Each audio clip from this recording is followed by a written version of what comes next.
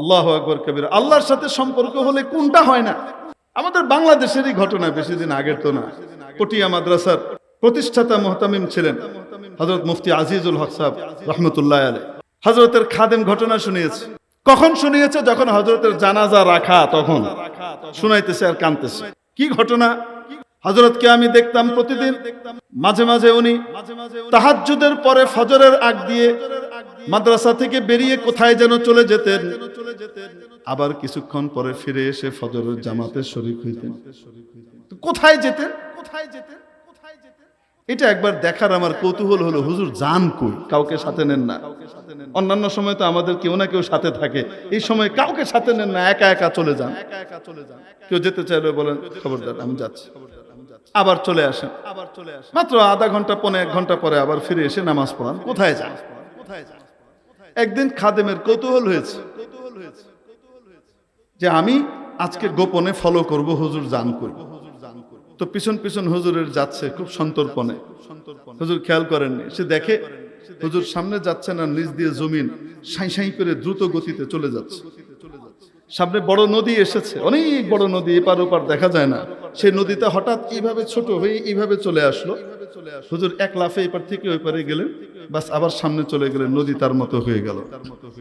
হুজুর পার হলেন, পিছন পিছন সেও পার হইতেছে। এইভাবে সে যেতে যেতে যেতে যেতে দেখেন যে হুজুর একটা বড় জঙ্গলের মতো জায়গার ভিতরে গেলেন। জঙ্গলের ওখানে যে দেখেন মাঝখানে একটা খালি জায়গা, সেখানে কয়েকটা আসন রাখা, সেখানে আরো কিছু মানুষ বসে আছেন। হুজুর গিয়ে ওখানে একটা খালি চেয়ারের মধ্যে বসলেন। বসে ওখানে তাদের সাথে কি কি কথাবার্তা বললেন সেই কথা সে বুঝে নাই। এরপরে হুজুর আবার ফিরে চলে এসেছে।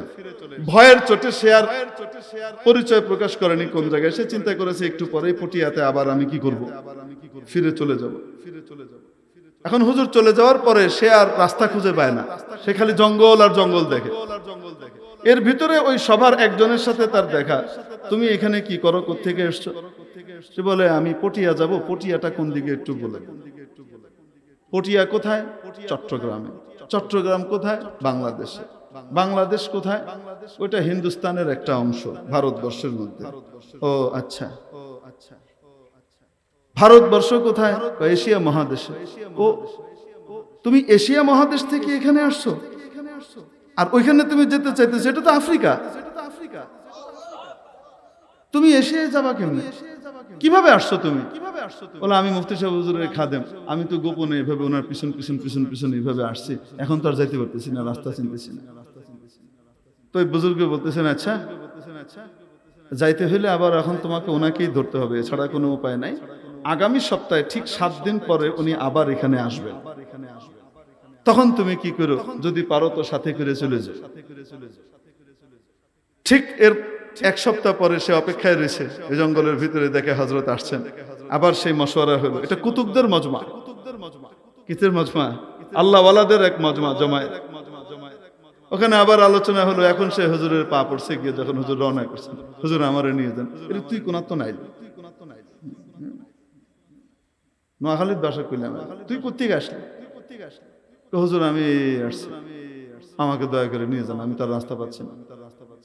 উনি বলেন ঠিক আছে নিয়ে যাব, তবে এই শর্তে আমার জীবদ্দশায় এই ঘটনা কাউকে তুই বলতে পারবি না। আবার সে হযরতের সাথে ফিরে আসছে। এই 1.5 ঘন্টা সময়ের ভিতরে আবার কোথায় চলে আসছে? মশওয়ারা টশওয়ারা শেষ করে, মিটিং শেষ করে ফজরের নামাজ গিয়ে এসে পড়লো পটিয়ার মসজিদে। কার সাথে সম্পর্ক? আরে আসতে বলেন, কার সাথে? আমাদের হযরত মাওলানা মুফতি দিলওয়ার সাহেব দামাত বারাকাতুহুমুল আলিয়া, বাংলাদেশের প্রথিতযশা মুফতি, আলেম, বুজুর্গ মানুষ। ওনার মুখ থেকে শুনেছি। ওনার এক উস্তাদ,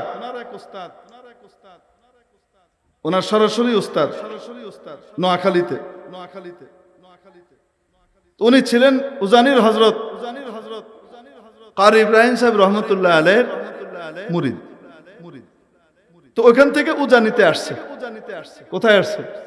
হযরতের সাথে দেখা করতে। শীতকাল, ওই উস্তাদ ঘটনা শুনাইছেন। তো হযরত বলছেন যখন ফিরে যাচ্ছেন, হযরত যাচ্ছে দোয়া করেন রাস্তার ভিতরে, রাস্তা তো নিরাপদ না, একটু দোয়া করে দিন যেন তাড়াতাড়ি পৌঁছায় যেতে পারি। উজানি হযরত জিজ্ঞেস করছেন, হযরত কারি ইব্রাহিম সাহেব রহমতুল্লাহ আলাইহি জিজ্ঞেস করছেন এখনই যাবেন নাকি? জি। কত কোনো চিন্তা করিয়েন না, আপনি রওনা হয়ে যান, আল্লাহর নামে জিকির করবেন, কদম মারবেন, জিকির করবেন, কদম মারবেন, ইনশাআল্লাহ গিয়ে মাগরিবের নামাজ আপনার এলাকায় পড়বেন। বটতলি, বটতলি কোথায়? বটতলি লক্ষ্মীপুরের একটা এলাকা। ইনশাআল্লাহ বটতলিতে গিয়ে কি পড়বেন? মুফতি দেলোয়ার সাহেব হুজুরের ওস্তাদ বলেন যে আমি মনে করছি যে হুজুর হয়তো আমার কথা বুঝেন নাই, এমনি হয়তো বলছেন, আমি কি বলছি বুঝেন নাই। কারণ এখান থেকে বটতলি, উজানি থেকে বটতলি তো 60 মাইলের বেশি। আর শীতকালের আসর থেকে মাগরিব কতটুকু সময় হয়? আরে আসরের নামাজ পড়ে বেরোর আগে মাগরিবের আজান হয়ে যাচ্ছে, ঠিক কি ঠিক না? দিন ছোট। হুজুর মনে হয় বুঝেন নাই। তারপরে হুজুর যা বলছেন তাই আমল করতে লাগলাম, আল্লাহর জিকির করি, আল্লাহর নাম নেই আর কদম মারি। তো আমি দেখতেছি আমার পায়ের নিচ দিয়ে দ্রুত গতিতে যেন আমার কি চলতেছে, জমিন চলে যেতেছে, এবং আমি মাগরিবের নামাজ এসে বটতলিতে পড়ছি। মেরে মুহতারাম দোস্ত, এটা কোন বিজ্ঞান, কার সাথে সম্পর্ক? ওখান থেকে আসা যে আসমানি এলেম, সেই এলেমের চেয়ে দামি এলেম আর কোনোটাই হতে পারে না, ঠিক কি ঠিক? ওটার সাথে সম্পর্ক করতে রাজি আছি তো আমরা ইনশাআল্লাহ। সবকিছুর মাকসাদ যদি দিল পরিষ্কার হয়, কি পরিষ্কার হয়? দিল যদি পরিষ্কার হয়। এই মাদ্রাসার নামও হলো নূরুস সুদূর, অন্তরের আলো, মধু সঞ্চয়ের জায়গা। ওইটা তাদের গোডাউন, বিশ্ব গোডাউন, এই বড় অংশ। কিছু হলো তাদের ডিম রাখার জায়গা। এবং তারা যে বাড়ি বানায় আপনি দেখবেন 6 কোণা খোপ, এক একটা যে রুম বানায়, কয় কোণা খোপ? 6 কোণার খোপ বানায়। এই যে খোপ বানায়, এই খোপের একটা আরেকটার চাইতে ছোট হয়ে যাচ্ছে, বড় হয়ে যাচ্ছে তা না, এখানে শত শত খোপ আছে। এক চুল মানে মিলিমিটার পর্যন্ত যদি এদিক ওদিক হয় তাহলে অন্যগুলা মিলবে না। একদম সুন্দর করে ওই একই খোপে বানায়। তাদেরকে এই শিক্ষা কে দিল? এই মেজারমেন্ট শিক্ষা তাদেরকে কে দিল? আমরা একটা বিল্ডিং বানানোর সময় মেজারমেন্ট টেপ রাখা লাগে। এখানে দেখো কয় ফুট আছে, কতটুকু আছে, কয় ইঞ্চি আছে, এই দেখো একটু এই এক চুল পরিমাণ, এই হবে সেই হবে। সাইট ইঞ্জিনিয়ার দেখাইতে থাকেন, ওই যে দেখেন, এখনো পর্যন্ত তার জিম্মাদারি শেষ হয় নাই।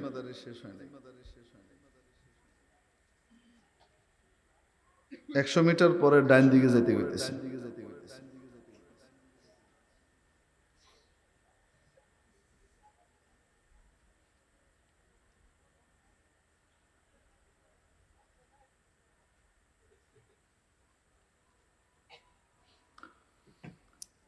তো তার যেই বিদ্যা, যদি সিভিল ইঞ্জিনিয়ারিং দিয়ে মানুষের আশরাফুল মাখলুকাত, মানুষের মর্যাদা যদি সিভিল ইঞ্জিনিয়ারিং এর কারণে, বিজ্ঞানের কারণে বাড়তো, তাহলে মৌমাছি আরো সুন্দর স্ট্রাকচার 1000 বছর আগ থেকে করে আসছে, লাখ বছর আগ থেকে করে আসছে, ঠিক না? আপনি দেখেন বাবুই পাখি, আপনারা চিনেন তো আশা করি। বাবুই পাখির বাসা দেখেছেন? হ্যাঁ, কয়তালা? আপনারা বলতে পারেন না। বাবুই পাখির বাসা কোথায় হয়? তাল গাছের ভিতরে। সেই তাল গাছের সে বাসা বানানো শুরু করে তার ঘরের ভিতরে। মানে কি পরিমাণ আর্কিটেকচারাল ডিজাইন তার ওখানে জানা আছে আপনি দেখেন, আর কি পরিমাণ সিভিল ইঞ্জিনিয়ারিং তার জানা আছে। সে ওখানে ঘাস পাতা দিয়ে বানাচ্ছে, বিভিন্ন ঘাস দিয়ে, পাতা দিয়ে, এটা ওটা দিয়ে বানিয়ে সে একটা ঘর তৈরি করেছে। সেই ঘরের ভিতরে কমপক্ষে এটা 2 স্টোরিড হয়। কয়তালা? 2 তলা বিশিষ্ট হয়। একতলা তার বৈঠকখানা, আরেকতলা তার ড্রয়িং রুম থাকে, মানে কি বলে তার বেডরুম। তার ঘরের ভিতরে তার কয়টা তালা? ভেতরে 2টা তালা, মাচাং আছে, চাক আছে। তারপরে আবার অন্ধকারের সময় তার ইলেকট্রিসিটি এখন আবিষ্কৃত হয়েছে। তার ঘরে বাতি লাগবে, সে বাতি জ্বালানোর জন্য সে আবার জোনাকি পোকা ধরে নিয়ে আসে। সে জোনাকি পোকা এখানে থাকে, আর সেখানে কিছুক্ষণ পর পর টিম টিম করে কি করতে থাকে?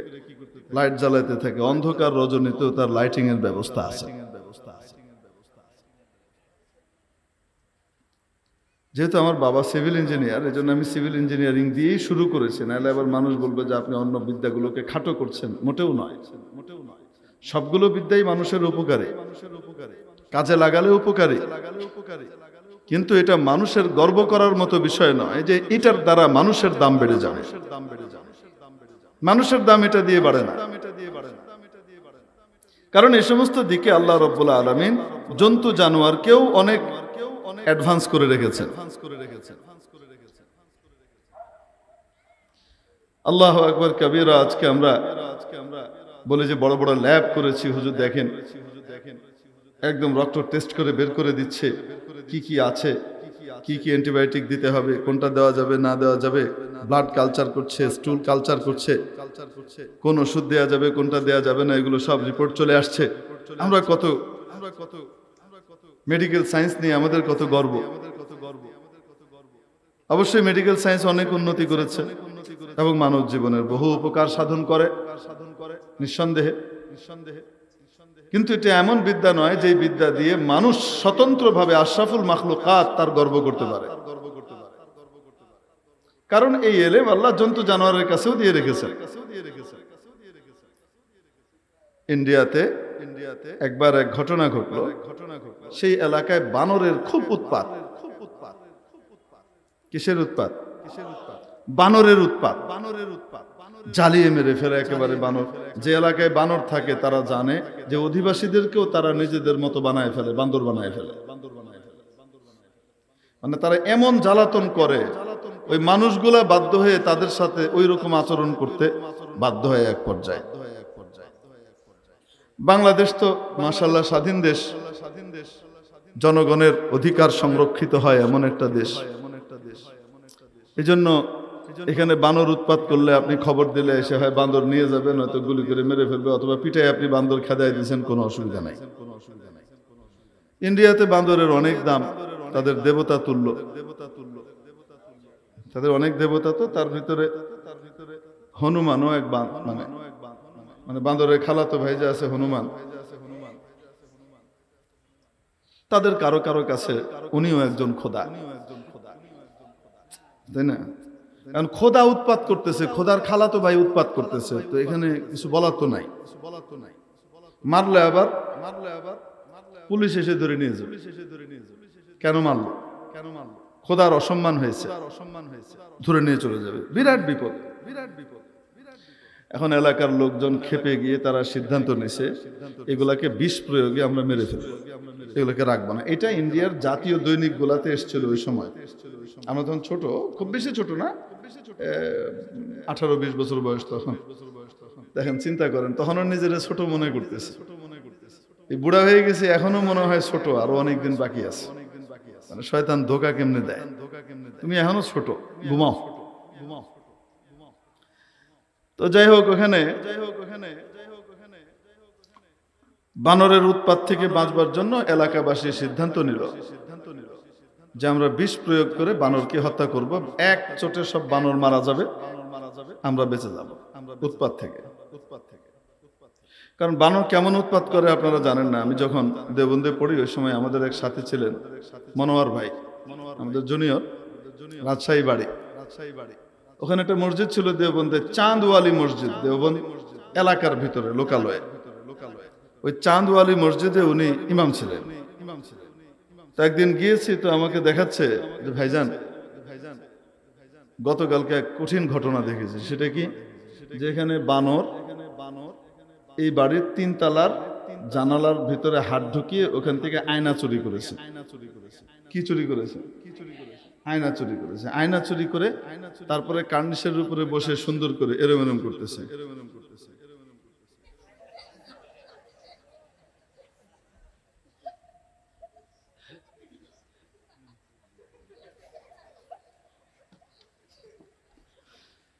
মানে আয়না চুরি করে সে এখন নিজে কি করতেছে, মেকআপ করার ব্যবস্থা করতেছে, কিন্তু মেকআপের যন্ত্রপাতি তো নাই, আঙ্গুল দিয়ে কল্পনা করতেছে হয়ে যাচ্ছে মনে হয়। যথেষ্ট পরিমাণ জ্বালাতন করে। এখন যেই ভাবনা সেই কাজ, তারা ভয়ঙ্কর রকমের বিষ কিনে আনলো বাজার থেকে, কিনে এনে তারপরে সেই বিষগুলো দিয়ে আটার খামিরের ভিতরে মিশিয়ে রুটি বানিয়েছে। কি বানিয়েছে? রুটি। রুটি বানিয়ে সকালবেলায় ফজরের নামাজের আগ দিয়ে, ফজরের নামাজের সময়, মানে ভোর যখন হয়েছে আর কি, তখন সব চালের ভিতরে রুটি বিছিয়ে রেখেছে। কি বিছিয়ে রেখেছে? রুটি। এ রুটি কি রুটি না বিষ? বিষ। রুটি রুপি বিষ আর কি। এখন এইভাবে চারিদিকে বিছিয়ে রেখেছে। কিছুক্ষণ পরে যথারীতি বাঁদররা এসছে। তো লোকজন খুব আশায় আছে, বাঁদরদের আজকে আমরা কি করবো, শায়েস্তা করে দেবো।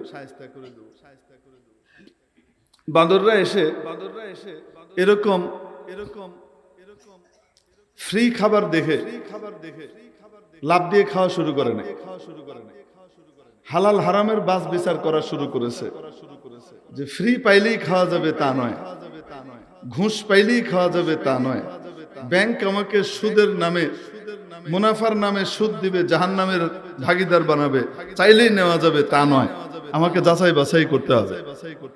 মানুষ যখন যাচাই বাছাই করে তখন সে অনেক বিপদ থেকে বেঁচে যায়।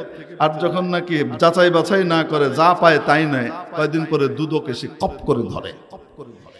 দেখেন এই বান্দরদের ভিতরেও যাচাই বাছাইয়ের ক্ষমতা। তারা এসে এত রুটি একসাথে সব চালের উপরে দেখার পরে এদের মধ্যে সন্দেহ তৈরি হলো, ব্যাপার কি, যে রুটি ছিনতাই করে নেওয়া লাগে, ভিতর থেকে ঢুকে যে নিয়ে আসা লাগে, কারো হাত থেকে, বাচ্চার হাত থেকে টপ করে কেড়ে নিয়ে ছিনতাই করে ইন্তিহাব করে নিয়ে যাওয়া লাগে, সেই রুটি আজকে ফ্রি এরকম পড়ে আছে, ব্যাপার কি? বোঝা গেল দাল মে কুছ কালা হ্যায়। তো এরা কেউ রুটি না খেয়ে, এই যে বানরের পাল এসছে, এই পাল এসে কেউ কি করেনি, রুটি খায়নি, রুটি না খেয়ে বসে আছে।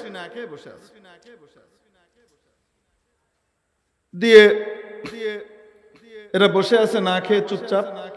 এদের ভিতরে এখন মানুষরা চিন্তা ভাবনা করতেছে, কিরে এতক্ষণে তো মরে যাওয়ার কথা, কিছু ধূপধাপ আওয়াজ তো হবে, কোনো আওয়াজ টাওয়াজ হচ্ছে না। এসে বসে আছে, ব্যাপার কি, রুটি খাচ্ছে না। এদের মধ্যে থেকে কয়েকজন চলে গেল। কিছুক্ষণ পরে ইয়া বিশাল আকৃতির, গুদা আকৃতির দুটা কি এসছে, হনুমান এসছে, বড় বান্দর এসছে আর কি, হনুমান না, বড় বান্দর এসছে। এই বড় বান্দররা এসে তারা এই রুটি নিয়েছে, এই দুইজন রুটি নিয়ে এরকম করে শুঁকেছে। কি করেছে? শুঁকে রুটি ফেলে দিয়ে কিচির মিচির করে বান্দরদেরকে কি বললো, দিয়ে সমস্ত বানর চলে গেল। তো মানুষজনের খুব মন খারাপ, আহারে এটার ভিতরে যে আমরা বিষ দিয়েছি এটা তো ধরা পড়ে গেছে, দেখা যায়। আগে আগে দেখিয়ে হোতা হে ক্যা, এখনো তাদের বিস্ময় শেষ সীমায় পৌঁছেনি, তাদের জন্য এখনো আরো অনেক বিষয় অপেক্ষা করছে। কল্পনা করেন, সব বান্দরগুলো চলে গেল। চলে যাওয়ার পরে বেশ কিছুক্ষণ পর সমস্ত বান্দর এসছে আবার।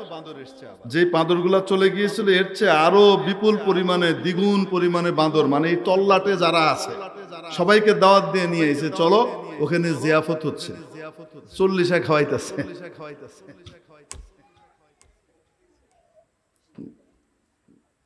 ফ্রি দাওয়াত, ওখানে খাওয়া হচ্ছে, চলো যাই।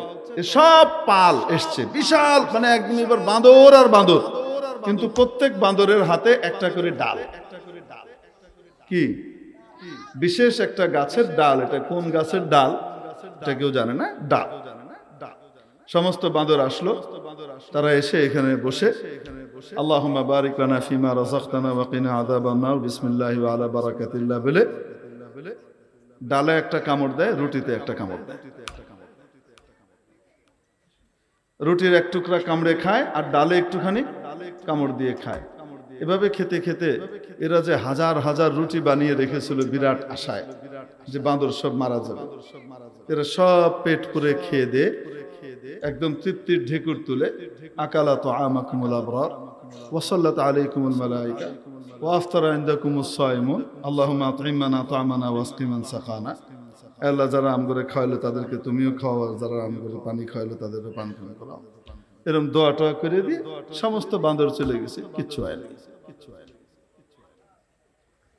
মেডিকেল সায়েন্সের কারণে যদি মানুষের মর্যাদা বাড়তো, তো মানুষের যে মর্যাদাটা আছে বাস্তবে মানবতার মনুষ্যত্বের মর্যাদা বেড়ে যেত, তাহলে এই এলেম তো আল্লাহ বাঁদরকেও দিয়েছেন, বিভিন্ন পশু পাখিকেও দিয়েছেন। আপনি চিন্তা করে দেখেন, আমরা এই বিষটা নির্ণয় করবার জন্য এখানে বিষ আছে কি নাই, প্রথমত আমরা এটা ধরতেই পারতাম না। 2 নম্বর, এই রুটিতে বিষ আছে কি নাই, থাকলে কোন প্রকারের বিষ, এটা নির্ণয় করবার জন্য কতগুলো ল্যাব টেস্টের জন্য কতগুলো ল্যাবরেটরিতে পাঠাতে হতো। তারপরে সেখান থেকে বড় বড় কেমিস্টরা, বড় বড় মানে আপনার যারা বিশেষজ্ঞ আছেন এনারা সব বসে টসে দেখে টেখে এই সেই করে হয়তো বের করতে পারতো কোন প্রকারের বিষ আছে, অথবা বের করতে নাও পারতে পারতো। ঠিকই ঠিক, হ্যাঁ, কত গবেষণা করে বের করতে হতো। তারপরে তার প্রতিষেধক, সেই প্রতিষেধক ঘোষণা করবার পরে বড় ডাক্তার এটার প্রতিষেধক ঘোষণা করবে। এরপরে এই বিষ কাটানোর ব্যাপার স্যাপার এনারা কোনো না ল্যাব টেস্টের জন্য পাঠাইছে, না কোনো কোনো ল্যাবরেটরিতে পাঠাইছে, না কোনো ডায়াগনস্টিক সেন্টারে পাঠাইছে, না কোথাও পাঠাইছে, কিছুই করে নাই। নিজে শুঁকে ফয়সালা করে দিছে এই টাইপের বিষ আছে, এটার প্রতিষেধক অমুক গাছের অমুক ডালের ভিতরে আছে, লই আয় সব খেয়ালা আয়া পেট বেড়ে খেয়া দাওয়াত খেয়ে গেছে। আজকে মানুষ রাডারের কারণে যে আমরা রাডার আবিষ্কার করেছি, ইলেকট্রিক্যাল ইঞ্জিনিয়ারিং এত উন্নতি করেছি, আমরা রাডার আবিষ্কার করেছি। রাডার ঘুরতে থাকে আর এই আকাশ সীমার ভিতরে কোনো বিমান, কোনো হেলিকপ্টার বা এই জাতীয় কোনো কিছু ঢুকলে বা কোনো মিসাইল ঢুকলে এখান থেকে সে বলে দেয় যে অমুক জায়গাতে এরম এরম একটা কিছু হচ্ছে, কাঁপছে ওখানে, সে রিপোর্ট দেয়। যিনি কন্ট্রোলে বসে আছেন তিনি দেখে রিপোর্ট দেখে সেটার সাথে যোগাযোগ করেন বা যাই করেন বা এটা করেন। শত্রুকে চিহ্নিত করে ফেলি আমরা রাডার দিয়ে। ঠিক ঠিক না? শত্রুকে চিহ্নিত করে ফেলি, এটা নিয়ে আমাদের বড় গর্ব। এটা নিয়ে যদি গর্ব হয় তো তাহলে এর চাইতে বেশি জিনিস তো আল্লাহ ঘোড়াকে দিয়ে রেখেছেন। ঘোড়া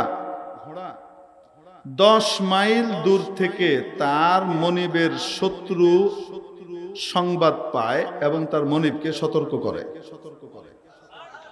কত মাইল আগ থেকে? 10 মাইল আগ থেকে সে তার মনিবকে সতর্ক করে যে সামনে তোমার কি আছে, শত্রু আছে, সে যেতে চায় না, এরকম করে বিভিন্ন ভাবে সে ইঙ্গিত দেয়। তারপরেও যদি তার মনিব শত্রুর মোকাবেলায় ঝাঁপিয়ে পড়তে চায় তখন সে দ্বিধা করে না, তার মনিবের কথা মেনে সে ঝাঁপিয়ে পড়ে নিজের জীবন দিয়ে দেয়। সে বুঝে আমার জীবন যাবে, তাও সে ঝাঁপিয়ে পড়ে তার মনিবের জন্য।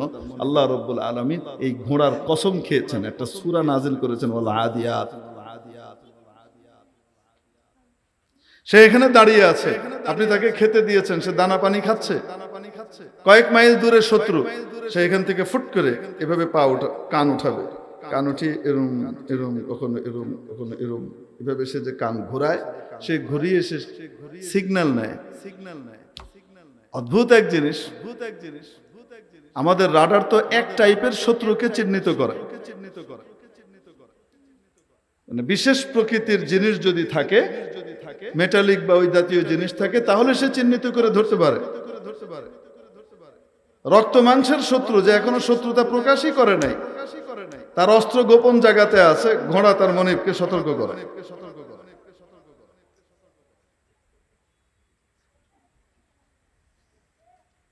রাডার সিস্টেম নিয়ে এত আমাদের গর্ব, তো এটা আল্লাহ তাআলা তো ঘোড়াকেও দিয়ে রেখেছেন। আপনি লক্ষ্য করে দেখবেন মেরে মুহতারাম দোস্ত, এই যে রাডার নিয়ে আমাদের এত গর্ব, যখন খোদাই মাইর আসে তখন রাডার ফাডার কোনো কিছুই কামে লাগে না। ইসরায়েল সাহেবদেরকে মাত্র আধা ঘন্টায় খাউন খিলাই দিছে না, মাত্র 20 মিনিটে 5 থেকে 7 হাজার রকেট তারা নিক্ষেপ করেছে। সুবহানাল্লাহ, পরশুদিন বলেন গোটা পৃথিবীতে তাদের গর্ব ছিল আয়রন ডোম, সর্বোৎকৃষ্ট আকাশ প্রতিরক্ষা ব্যবস্থা। ওটাকে ভেদ করে কোনো মিসাইল, কোন রকমের রকেট ভিতরে ঢুকতে পারবে না। এই আয়রন ডোম 3টা সিস্টেমের মাধ্যমে কাজ করে। প্রথম হলো তার ভিতরে রেডার সিস্টেম আছে, রাডার। রাডার প্রথমে চিহ্নিত করে যে অমুক জায়গা থেকে মিসাইল ঢুকেছে। মুহূর্তকালের ভিতরে তার লোকেশন সে কন্ট্রোলকে জানায়, এই মেশিনের ভিতরে এটা জানানোর পরে ওইখান থেকে সে তার ওখানকার সিস্টেম তাকে আদেশ করে। তারপরে মিসাইল সিস্টেম আছে, সেই মিসাইল অটোমেটিক্যালি সেই জায়গাতে গিয়ে কি করে, সেই শত্রুকে আঘাত করবে। আকাশ থেকে নিচে নামার আগে আকাশই শেষ। এদের পুরো সিস্টেম ফল করেছে। এত গর্ব, এত এই, এত সেই। আলহামদুলিল্লাহ, সকালবেলায় ওঠার পরে দেখে মেহমানদারি হাজির। আর আসমান থেকে তো নাম ছিল সেই আবাবিল, মানুষ বলে। তো আমরা পাখির আবাবিল না দেখলেও হামাসের আবাবিল দেখছি, ঠিক না? সুবহানাল্লাহ বিহামদিহি। দোয়া করি আল্লাহ তাবারাক ওয়া তাআলা তাদেরকে ফাতহে মুবিন নসিব করে। গোটা পৃথিবীর শয়তান সব এক হয়ে গেছে। আপনি দেখেন, ইতর, কুকুর, শুয়োর যা আছে, লাল কুত্তা, হিয়ালের ভাই সব এক লগে হয়ে গেছে। মায়ের খাওয়ার সাথে সাথে ওখান থেকে আমেরিকায় ঘুম ভেঙে গেছে বেটার। আমরা পাশে আছি, দুর্দিনে আমরা সাথে আছি। বাপরে বাপ, কি গর্জন আর ঘোষণা! ওদিক থেকে আবার কি নাম, ইমানুয়েল ম্যাক্রন না কি জানি, হ্যাঁ, ওইটাও এক ফাল মেরে উঠলো। জার্মানিতেও একজন ফাল মারলো। আর ওই যে ঋষি সুসাক না কি জানি আছেন একটা, ইংল্যান্ডের বিরুদ্ধে যে ঋষি সুসাক, ওই সুসাকের ছুঁচুওয়ালা লাভ দিয়ে উঠে পড়ছে, সেও পাশে আছে। বাপরে বাপ, তাদের লাভ ফাল দিকে আমাদের পার্শ্ববর্তী পাতি সেও লাভ মারছে, চুতিয়া সেও আছে।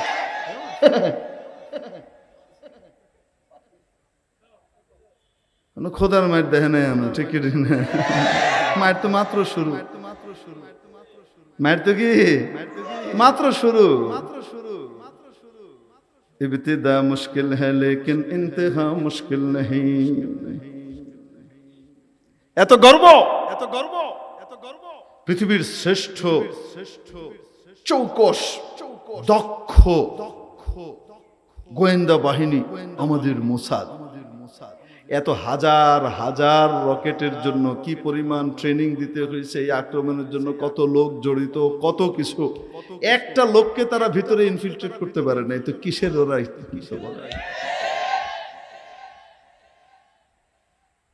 কোনো খবরই পায় নাই, খবরই পায় নাই। আল্লাহ পাঠান নাই মনে হয়, বলেন নাই কেন? বলেন না কেন? বলেন না কেন?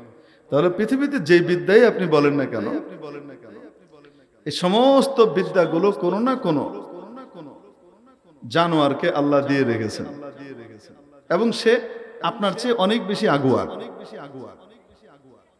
নেভিগেশন সিস্টেম, এটা নিয়ে আমরা গর্ব করি। এখন তো অটো পাইলটিং সিস্টেম এসে গেছে, অটো পাইলট সিস্টেম চলে আসছে, সব কম্পিউটারে ইয়ে করে দিয়ে দিই। কিন্তু এই আজ থেকে মাত্র 30 বছর আগেও প্রত্যেকটা ফ্লাইটের ভিতরে, ফ্লাইট যেমন নাকি পাইলট থাকতেন, কো পাইলট থাকতেন, পেছনেই ওখানে নেভিগেটর থাকতেন, যিনি এই বিষয়ে দক্ষ। পুরো নেভিগেশন সিস্টেমটাকে উনি ইয়ে করে বলে দিতেন, এখানে এত মাইল গতিতে এতটুকু যাওয়া লাগবে, এতটুকু আমরা এসছি, এত মাইল গতিতে ওই দিকে যাওয়া লাগবে, এতটুকু এত অ্যাঙ্গেলে যাওয়া লাগবে, এই করা লাগবে, ও বলে দিত, পাইলট চালাইতো। সারাক্ষণ নেভিগেটরকে হিসাব কিতাবের ভিতরে থাকতে হতো, ঠিক ঠিক না? আল্লাহু আকবার কবীর। আজকে বিজ্ঞান প্রমাণ করছে, স্যাটেলাইট এর মাধ্যমে আমরা দেখতে পাচ্ছি ছবি, হাজার হাজার মাইল দূর থেকে অতিথি পাখি চলে আসছে, উড়ে এসে চলে আসছে। তার ওখানে শীত, তাই সে ওখান থেকে উষ্ণতার আশায় আপনার আমার দেশে চলে আসছে। এখানে এসে খাওয়া দাওয়া করে থেকে আবার যথাসময়ে সে আবার তার জায়গায় ফিরে যায়। তাকে কোন কম্পাস কে দিয়েছে, কোথায় কোত্থেকে সে পাইল বলেন? বিজ্ঞানীরা বলছেন এক একটা মৌমাছি মধু আনবার জন্য যে যায়, সে কতটুকু দূরে যায়? বিজ্ঞানীরা বলছেন প্রায় ৮০ মাইল পর্যন্ত দূরে চলে যায়। কত মাইল? ৮০ মাইল পর্যন্ত দূরে চলে যায় একটা মৌমাছি তার কাঙ্ক্ষিত মধু নেবার জন্য। অনেক সময় যেই রাস্তায় সে গিয়েছে আবার ঠিক সেই রাস্তায় সে ফিরে আসে। ঠিক ভাবে তার চাকের ভিতরে সে এসে উপস্থিতি ঘোষণা করে সে কিভাবে আসে। তাকে নেভিগেশন সিস্টেম কে দিয়েছেন? আল্লাহ। অতএব দুনিয়াতে যত জ্ঞান বিজ্ঞান আছে এই সব কিছু নিয়ে মানুষ গর্ব করার জিনিস নয়, এগুলো সব মর্তের জিনিস, নিচের। কারণ মানুষ তো এগুলোর জন্য নয়, এগুলো মানুষের জন্য। আর মানুষের সৃষ্টি তো এখানে নয়, মানুষের সৃষ্টি তো ৭ আসমানের উপরে। কত উপরে? আসতে বলেন, কত উপরে? ৭ আসমানের উপরে মানুষের জন্ম।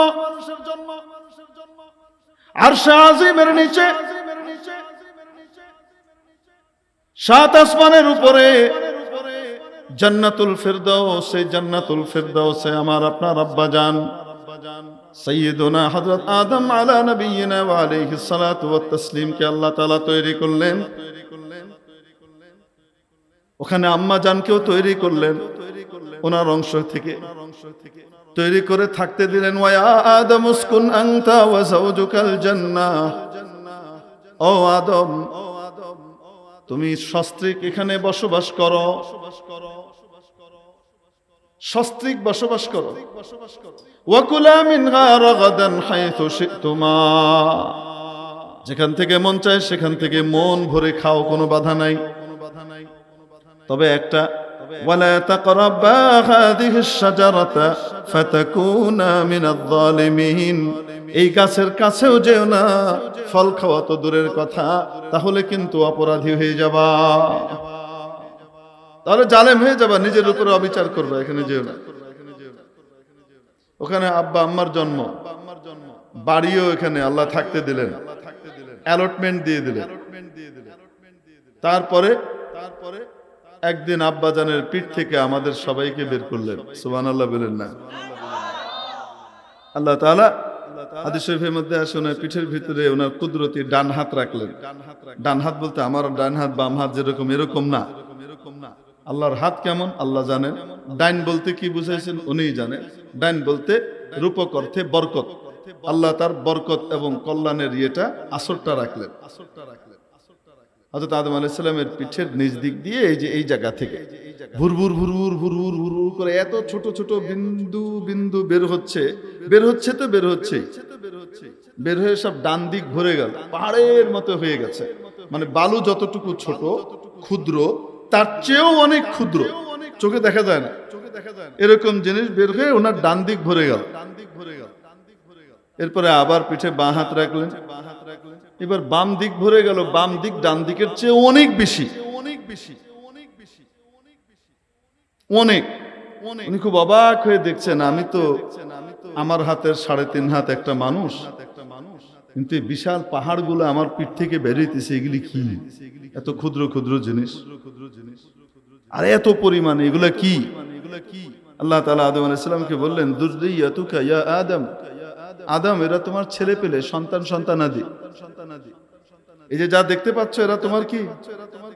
সন্তান সন্তানাদি, ছেলে পেলে। ইয়া আল্লাহ, ডান দিক আর বাম দিক, ডান দিকের যারা এরা হলো তোমার নীতি আদর্শের উপরে থাকবে, আমার কথা মেনে চলবে, তারা আদমের সুসন্তান হবে, এরা জান্নাতি। আর এই যেগুলাকে দেখতেছো, অ্যারিয়েল শ্যারন, নেতানিয়াহু, বাইডেন, ঋষি সুসাক থেকে শুরু করে যা কিছু আছে সবগুলা হলো এই দিকের। ফেরাউন, হামান, কারুন, নমরুদ, সাদ্দাত, আবু জেহেল, আবু লাহাব, উতবা, সাহেবা, এসবই লেহেন। এগুলো বদবখত, এগুলি কপালে হেদায়েত যোগ্য না, জান্নাত। তো আমাদের জন্ম কি এখানে? বলেন না কেন? কোথায়? ওখান থেকে আমাদেরকে পাঠিয়ে দেয়া হলো রূহ জগতে, আলমে আরওয়াহে, রূহরা সেখানে থাকবে। যখন যে দুনিয়াতে আসবে, মায়ের পেটে যখন তার 4 মাস পুরা হবে, রব্বুল আলামিন তার রূহটাকে তার মায়ের পেটে ওই জায়গাতে পৌঁছিয়ে দেন। মানুষের জন্ম তো মানুষের আসল জন্ম, আসল বাড়ি তো এখানে নয়, আসল জন্ম তার জান্নাতে। বাকি বের হয়ে আসার পরে কর্ম করার ক্ষেত্রে যদি নাকি ব্যর্থতার পরিচয় দেয়, যদি পরীক্ষায় ফেল করে, তাহলে সে আর পুরস্কার পাবে না, তার জন্য তিরস্কারের জায়গা জাহান্নাম অপেক্ষা করছে, ঠিক কিনা? মেরে মুহতারাম দোস্ত, মানুষকে তো আল্লাহ তাবারক ওয়া তাআলা বানিয়েছেন এমন ভাবে যে যদি তার সম্পর্ক আল্লাহ রাব্বুল আলামিনের সাথে হয়ে যায়, তাকে পাঠিয়েছেন আল্লাহর সাথে মহব্বত করবার জন্য, যদি আল্লাহর সাথে তার মহব্বত পয়দা হয়ে যায়, সে যদি আল্লাহর আনুগত্য করে আল্লাহর হয়ে যায়, আল্লাহ তখন বান্দার হয়ে যান, কুল কায়নাত তার হয়ে যায়। जो तो मेरा तो सब मेरा, फलक मेरा जमी मेरी,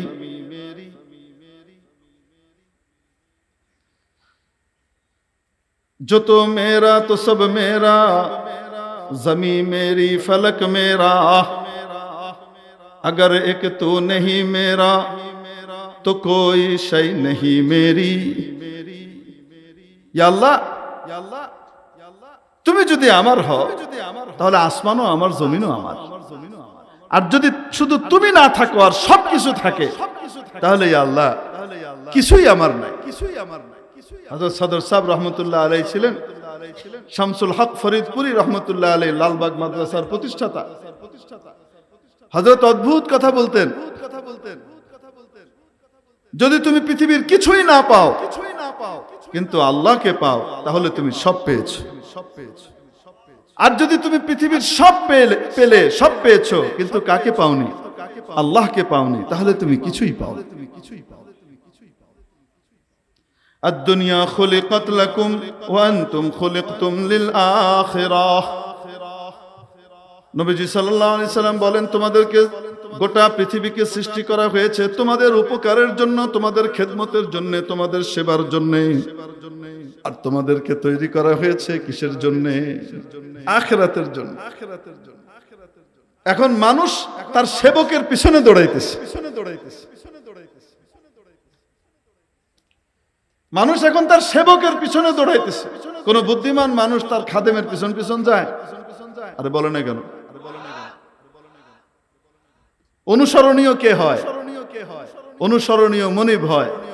মনিবের অনুসরণ করবে অন্যরা, ঠিক কি ঠিক না? চাকরেরা মনিবের অনুসরণ করে। আর এখন চাকরের অনুসরণ করতেছে, চাকরের পিছনে দৌড়াইতেছে মানুষ। যে দুনিয়াকে তৈরি করলেন আল্লাহ তাআলা মানুষের খেদমতের জন্য, আজকে মানুষ সেই দুনিয়ার পিছনে দৌড়ায়। এজন্য দুনিয়াতেও বেইজ্জতি, আখিরাতেও বেইজ্জতি। সুখ শান্তির দেখা দুনিয়াতে পায় না। কাঁড়ি কাঁড়ি টাকা পেয়েছে, বিশাল রাষ্ট্র ক্ষমতা পেয়েছে, বিরাট মনে করেন বিজ্ঞানের বিশাল বহর পেয়ে গেছে, এই পেয়ে গেছে, সেই পেয়ে গেছে, মনে সুখ নাই, রাতে ঘুম আসে না। কি ব্যাপার বাবা? কারণ মনের সুখ কার হাতে? আর আসতে বলেন না কার হাতে? আল্লাহর হাতে। ওটা উনি রেখে দিয়েছেন নিজের হাতে। যেই বান্দার কাছে ঈমান আর নেক আমল থাকবে, ফালানুহিয়ান্নাহু হায়াতান তাইয়্যিবা, অবশ্যই অবশ্যই তাকে আমি পৃথিবীতে সুখের জীবন দিব। এই ঘোষণা ওনার। মেরে মুহতারাম দোস্ত, তো বলছিলাম যখন মানুষ ঈমান আর নেক আমলের উপর চলে, নেক আমল মানে নবীর তরিকায় চলে, এক কথায় শেষ। প্রত্যেকটা কাজ কার কথায় চলে? কার কথায় করে? কার অনুসরণে করে? নবীর তরিকা অনুযায়ী করে। নবী সাল্লাল্লাহু আলাইহি সাল্লামের তরিকা জেনে জেনে তারপর করে, তো তখন সেই মানুষের সাথে আল্লাহর সম্পর্ক হয়ে যায়। একটু আগে আপনাদের আলোচক বয়ান করতেছিলেন না, নবীর অনুসরণ করলে কাকে পাওয়া যায়? আল্লাহকে পাওয়া যায়। যখন সে আল্লাহর হয়ে যায়, আল্লাহ তখন ওই বান্দার হয়ে যান, কুল কায়নাত তার হয়ে যায়। হযরত ওমর রাদিয়াল্লাহু তাআলা আনহু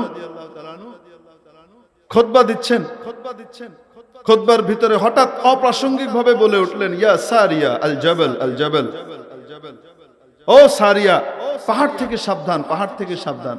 আমরা তাহজির পড়েছি না, তাহজির আল জিদার আল জিদার, এগুলো আল জাবাল আল জাবাল, পাহাড় থেকে সাবধান, পাহাড়ের ব্যাপারে সতর্ক হও। এতটুকু বলে আবার কি করছেন, খুতবা কন্টিনিউ করছেন, আগের কথা চলছে। মাসখানিক পরে হযরত সারিয়া রাদিয়াল্লাহু তাআলা আনহু জামাত ফিরে আসলো, তারা যুদ্ধে গিয়েছিলেন। লোকজন জিজ্ঞেস করলো, আপনারা অমুক দিন মদিনার জুমার সময় কোথায় ছিলেন? অমুক জায়গাতে ছিলাম, জায়গার হিসাবের দূরত্ব প্রায় 3300 কিলোমিটার দূর, ওইখানে ছিলাম। তো ওখানে থাকা অবস্থায় আমরা দুটো পাহাড়ের মাঝখান দিয়ে যে রাস্তা, এই ভেতর দিয়ে আমরা যাবার নিয়ত করেছি, আমাদের বাহিনী যাবে। ঢোকার ঠিক আগ মুহূর্তে আমরা আমিরুল মুমিনিন ওমর ইবনুল খাত্তাব রাদিয়াল্লাহু তাআলা আনহুর কণ্ঠের গায়েবী আওয়াজ পেলাম, যে বলছেন, ও সারিয়া পাহাড় দেখো, পাহাড়। যাই হোক, এই গায়েবী আওয়াজ কোত্থেকে আসলো জানি না, আমরা তৎক্ষণাৎ থেমে গেলাম। থেমে আমরা আমাদের গুপ্তচর বাহিনী পাঠালাম, তারা রেকি করে এসে বলল, দুই পাহাড়ের ঢাল বিছিয়ে আছে শত্রু সেনাদের। শত্রু সেনারা দুই পাহাড়ের ঢালে একেবারে বিছিয়ে শুয়ে আছে। আমরা যদি ওখান দিয়ে যেতাম, তাদের অ্যাম্বুশের শিকার হয়ে সবাই মারা যেতাম, একজনও বাঁচতাম না। আমরা আমাদের রণকৌশল পরিবর্তন করলাম এবং আল্লাহ তাআলা আমাদেরকে বিজয় দিয়েছেন, আমরা চলে এসেছি। তো হযরত ওমর রাদিয়াল্লাহু তাআলা আনহু এই হাজার মাইল দূরত্বের এই জায়গা দেখলেন কিভাবে? কার সাথে সম্পর্ক হয়ে গেছে? আসমানওয়ালার সাথে সম্পর্ক হয়ে গেছে, কোরআনের সাথে সম্পর্ক হয়ে গেছে। সবচেয়ে দামি বিদ্যার নাম কোরআনের বিদ্যা, ঠিক কি ঠিক না? সবচেয়ে দামি জিনিসের সাথে সম্পর্ক হয়ে গিয়েছে, যার কারণে মাওলার সাথে সম্পর্ক হয়েছে। মাওলা যখন তার হয়ে গেছেন, এখন আর নিজের চোখে দেখে না। মুসলিম শরীফের ভিতরে হাদিস আছে, নবী পাক সাল্লাল্লাহু তাআলা আলাইহি ওয়াসাল্লাম বলেন, আল্লাহ রাব্বুল আলামিন বলেন, বান্দা আমার কথা মানতে মানতে এমন এক পর্যায়ে চলে যায় যে আমি তার চোখ হয়ে যাই, যেই চোখ দিয়ে সে দেখে। আমি তার হাত হয়ে যাই, যেই হাত দিয়ে সে ধরে। আমি তার পা হয়ে যাই, যেই পা দিয়ে সে চলে। গালিবান বুখারীতে ওই রিওয়ায়াত আছে। মেরে মুহতারাম দোস্ত, আজিজ ও বুজুর্গ, এত দূরের জায়গা উনি দেখলেন কিভাবে? পর্দা সরিয়ে দিয়েছেন কে? আর আসতে বলেন কে? পর্দা সরিয়ে দিয়েছেন। দেখলেন কিভাবে? আল্লাহু আকবার। তারপরে এত দূর থেকে উনি আদেশ পাঠিয়ে দিলেন। কোনো মোবাইল নাই, কোনো ওয়্যারলেস নাই, কোনো বৈজ্ঞানিক প্রযুক্তি নাই। বিনা প্রযুক্তিতে এখান থেকে মুখ দিয়ে বলেছে, ওখানে কান পর্যন্ত পৌঁছিয়ে দিয়েছেন কে? বান্দা যখন মাওলার হয়, মাওলা বান্দার হয়, কুল কায়নাত তখন তার হয়, ঠিক কিনা? ওমর ইবনুল খাত্তাব রাদিয়াল্লাহু তাআলা আনহু মসজিদে নববীর বাহিরে বসে বসে জামা সেলাই করেন। কি সেলাই করেন? আমাদের মন্ত্রীদের তো জামা ছিঁড়েই না, কয় না কেন? ছিঁড়ার আগে সুইজারল্যান্ড থেকে আরেকটা চলে, সকালে একটা, বিকালে একটা, দুপুরে একটা, রাতে একটা, 10টা পড়তেছে। নিজের টাকায় পড়লে তো অসুবিধা ছিল না, বলতাম সমস্যা নেই, হাদিয়া পায়, ঠিক না? হুজুরও পরে দেখেন সকাল বিকাল 2-3টা হুজুর যেমন হাদিয়া পান, আপনারা গিয়ে হাদিয়া দিয়ে আসেন, হুজুর দোয়া করেন আপনাকে হাদিয়া।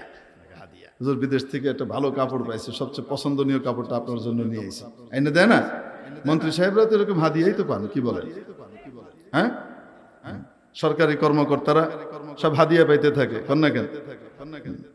মাশাআল্লাহ, আর কইলাম না, কি কোন আপনারা সবাই জানে কত দরকার, কইয়া মুখ নষ্ট করার, সময় নষ্ট করার রুচি নাই, ঠিকই ঠিক না? এই সমস্ত কাজগুলা পায়খানার চেয়ে খারাপ। পায়খানার আলোচনা মুখে আনতে যেমন কেমন কেমন লাগে, ঘৃণা লাগে, ওগুলো এর চেয়ে খারাপ। তো এটার আলোচনা আনতে আরো বেশি খারাপ লাগে, ঠিকই ঠিক না? আল্লাহ হেফাজত করুক, বলে না আমিন। তো যাই হোক, হযরত ওমর রাদিয়াল্লাহু তাআলা আনহু কাপড় সেলাই করতেছেন নিজে। সূর্য কি বসে আছে না সে উঠছে? সে উঠছে। মরুভূমির সূর্য, তাপ এসে পড়েছে পিঠের উপরে। তাপ এসে পড়ার পরে পিঠের উপরে লাগায়, মেজাজ গেছে খারাপ হয়ে, এরকম করে ঘুরে তাকিয়েছেন কোন দিকে? সূর্যের দিকে। সূর্য অন্ধকার হয়ে গেছে। সাহাবীরা সব দৌড়ে চলে আসছেন মসজিদে, মনে করছে কিয়ামত হয়ে যাচ্ছে মনে হয়, কারণ কিয়ামতের সময় সূর্য আলোহীন হয়ে যাবে। ইদা শামসু কুব্বিরাত, সূর্য আলোহীন হয়ে যাবে। মনে করেছে কিয়ামত চলে এসেছে, সব দৌড় দিয়ে কি করছে? হ্যাঁ, মুখতাসারি তো কইতেছে, মুতাওয়াল কইলে তো ফজর।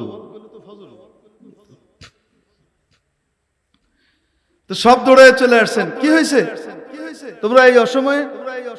হযরত কিয়ামত চলে আসলো কিনা? সূর্য তো আলোহীন হয়ে গেছে। ওমর রাদিয়াল্লাহু তাআলা আনহুর হাকিকতে হালত বুঝে আসছে, পিছন দিকে ফিরে আবার মুচকি হাসছেন, সাথে সাথে সূর্য ঝলমল করে উঠছে। কুদরত কার? বিজ্ঞান দিয়ে কোথায় ক্ষমতা চালাইবা, কত দূর চালাবা? দুনিয়ার বাইরে তো যাইতে পারো না, গেলে তারপরে মরছো কেমনে হেডাও পেতে পারো না যে মইরা গেছে কেমনে। তাই বিস্ফোরিত হয়েছি, ওটা ফল করেছি, আমাদের গবেষণা হয়নি। সূর্যের কাছে যাইবার পারো না, এনে বয়ে এক টাকায় যে সূর্য নাই কিছু না। কুদরত। মানুষের দাম তো সবচেয়ে বেশি, মানুষের দাম সবচেয়ে বেশি, মানুষ নিজে জানে না। হযরত আলা আল হাজরামি রাদিয়াল্লাহু তাআলা আনহু ওনার 10,000 সেনাবাহিনীকে নিয়ে বিশাল এক পারসিকদেরকে ধাওয়া করে বড় এক সাগরের মতো নদীর তীরে গিয়ে পৌঁছেছে। পারসিকরা এই পাশ থেকে সমস্ত নৌকা টোকা যা আছে বাহন সব ওদিকে নিয়ে গেছে, যাওয়ার কোনো রাস্তা নেই। হযরত আলা আল হাজরামি রাদিয়াল্লাহু তাআলা আনহু বললেন, আজকে রাতে সকলে তওবা করো, আল্লাহর কাছে গুনাহ থেকে মাফ চাও, কোনো গুনাহ যেন আমাদের জিন্দেগিতে না থাকে, কারণ গুনাহগারের সাথে আল্লাহর নুসরত আর সাহায্য হয় না। কালকে আমরা বদরের সাহায্য নিব, আমরা আল্লাহর সাহায্য নিব। সারা রাত আজকে তোমরা দোয়া করো। সমস্ত সাহাবীরা এবং ওনার সাথী যারা ছিলেন দোয়া করলেন। সকালবেলায় উনি বললেন, আমি যা করি তোমরা তাই করো, আমি যা করি তোমরা তাই করো। এ কথা বলে উনি আল্লাহু আকবার বলে ঘোড়া চালিয়ে দিলেন নদীর উপর দিয়ে। ঐতিহাসিক সত্য, যে সমস্ত রাবীরা হাদিস বর্ণনা করেছেন আর আমরা হাদিস বিশ্বাস করি, ওই সমস্ত রাবীদের সূত্রে বর্ণিত ঘটনা, কোন আগডুম বাগডুম ঘটনা না। ওনার দেখা দেখি সমস্ত ফৌজ নদীতে ঝাঁপ দিয়েছে, এপার থেকে ওপার চলে গেছে, নদীর পানি তাদের ঘোড়ার পুরো স্পর্শ করে। আর ওই পাশ থেকে ওরা বলছে দেও আয়েদ, দেও আয়েদ, দেও আয়েদ, দৈত্য আসছে, দৈত্য, এদের সাথে কিসের লড়াই করব? সব ময়দান ছেড়ে চলে গেছে। ফাতাহ। মেরে মুহতারাম দোস্ত, বিজ্ঞান নিয়ে আমরা গর্ব করি, গর্ব করার মতো জিনিস। বিজ্ঞান নিয়ে গর্ব আশরাফুল মাখলুকাত মানুষ করতে পারে না, ওটা জানোয়ার করতে পারে, কারণ তার দাম তো বিজ্ঞানের চেয়ে অনেক বেশি। বিজ্ঞানের দ্বারা তার দাম বাড়বে না, বিজ্ঞানের দাম তার মাধ্যমে বাড়বে। ঠিক কি? আল্লাহু আকবার কবীর। দুনিয়াতে কোনোদিন শুনেছেন আমাদের বাংলাদেশে একটা অধিদপ্তর আছে, নদী শাসন অধিদপ্তর? কি নদীকে তারা কি করে? এমন শাসন করে, ব্লক মেরে তারপরের দিন দেখে খেয়াল এসে ব্লক টক ফেলে আসছে, তারপরের দিন যায় দেখে কি নদী তাদেরকে উল্টা শাসন করে খেয়াল হয়ে গেছে, গাড়ি সব ভেঙে গেছে। আরে বলেন না কেন? এই তো কাছেই আছে জামালপুর, একটু জামালপুর শরীফ তাশরিফ নিয়ে ঘুরে আসলে দেখবেন যমুনার কারবার। নদী শাসন করে। যদি আল্লাহর সাথে সম্পর্ক হয় তাহলে নদী আসলেই শাসন করা যায়। নদীর মালিকের সাথে সম্পর্ক হইতে হবে। হযরত আমর ইবনে আল-আস রাদিয়াল্লাহু তাআলা আনহু মিশর জয় করলেন। মিশর জয় করার পরে কিছুদিন পরে ওখানকার অমুসলিমরা এসে খবর দিল যে গভর্নর সাহেব, আমাদের এখানে একটা নিয়ম আছে, সেটা হলো নীল নদ, যেটার উপরে গোটা মিশরের সেচ ব্যবস্থা নির্ভর করে, এটাতে পানি আসে না ততক্ষণ পর্যন্ত যতক্ষণ পর্যন্ত তাকে একটা কুমারী সুন্দরী যুবতী নারীকে বলি না দেওয়া হয়, উপহার না দেওয়া হয়। একটা কুমারী যুবতী নারীকে নদীর তলার কাছে গিয়ে যতটুকু পানি অল্প অবশিষ্ট আছে ওখানে গিয়ে জবাই করে দিলে একদম বান ডাকে, ভরে পানি আসে। হযরত আমর ইবনে আল-আস রাদিয়াল্লাহু তাআলা আনহু বললেন, কখনো এই কাজ করতে যাওয়া যাবে না। একজন মানুষের জান গোটা পৃথিবীর চেয়ে বেশি, তার চেয়ে দামি, করা যাবে না। উনি মানা করে দিলেন। আল্লাহর কি কুদরত, ভরা বর্ষার সময়, যে সময় নদীর তীর পর্যন্ত পানি চলে আসে, কোনো পানি নাই, খটখটে। সমস্ত মানুষ বলল যে এটা করেন নাই, এই জন্য হয় নাই। উনি হযরত ওমর রাদিয়াল্লাহু তাআলা আনহুর কাছে পুরো ঘটনা লিখে চিঠি লিখলেন। হযরত ওমর রাদিয়াল্লাহু তাআলা আনহু দুটো চিঠি লিখলেন। একটা হযরত আমর ইবনে আল-আস রাদিয়াল্লাহু তাআলা আনহুর কাছে ওনার নামে, আর আরেকটা লিখে পাঠালেন যে এটার ব্যাপারে আমি লিখেছি নীল নদের নামে। কার নামে? নীল নদের নামে।